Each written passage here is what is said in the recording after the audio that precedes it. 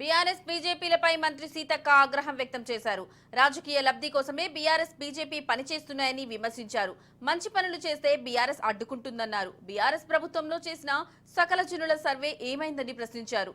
ఇందిరా జయంతి సందర్భంగా ఈ నెల 19న హనుమకొండలో ప్రగతి సభను నిర్వహిస్తున్నామన్నారు. మహిళలకు సంబంధించిన ప్రగతి నివేదిక వివరిస్తామన్నారు. మహిళలను కోటీశ్వరులను చేయడమే కాంగ్రెస్ ప్రభుత్వం లక్ష్యమన్నారు. దుష్టపాలన అంతమొందించి ఏడాది పాలన సందర్భంగా విజయోత్సవ సభ నిర్వహిస్తున్నామని మంత్రి కొండా సురేఖ తెలిపారు. సీఎం రేవంత్ రెడ్డి వరంగల్ అభివృద్ధిపై దృష్టి సారించారని కొండా సురేఖ తెలిపారు.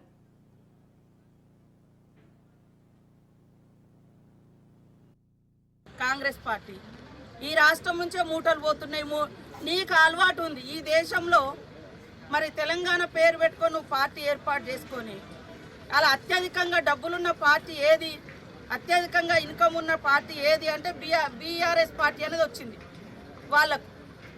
కానీ మీ లెక్క మా పార్టీ దోచుకునే పార్టీ కాదు, ఎవరికో పంచే పార్టీ కాదు. మీరు ఏ రాష్ట్రంలో మీ పార్టీ లేకున్నా మూటలు పట్టుకపోయి ఇచ్చిన చరిత్ర మీది.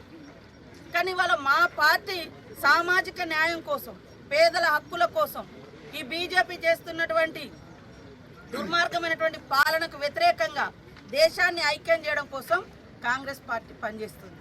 దాని మీద మట్టి పోయడం, దాని మీద తిట్టడం ఇదే పనిగా పెట్టుకున్నారు బీఆర్ఎస్ వాళ్ళు. కాబట్టి ప్రజలు గమనిస్తూ ఉన్నారు. ప్రజలారా ఆలోచించండి. ఇవాళ పేదోళ్ళకు బస్సు పెడితే దాన్ని అడ్డుకున్నారు, ఆటోలను తీసుకొచ్చి గొడవలు పెట్టించారు. ఇవాళ రైతు రుణమాఫీ చేస్తే కాలేదని, అరే నేను లెక్కలు తిప్పుతున్నా, నా దగ్గర ఉన్నాయి. నువ్వు 2 సార్లు చేసింది 16,000 కోట్లు, 20 లక్షల మందికే చేసినాం, ఒకసారి 21 లక్షల మందికే చేసినాం. మేము ఈ 10-20 రోజులలోనే 23 లక్షల మందికి చేసినాం. ఇంకా కొన్ని టెక్నికల్గా ప్రాబ్లమ్స్ ఉన్నాయి, అవి కూడా చేస్తున్నామని చెప్పినాం. ఇంకా December 9th వరకు మిగతా కూడా చేస్తామన్నాం.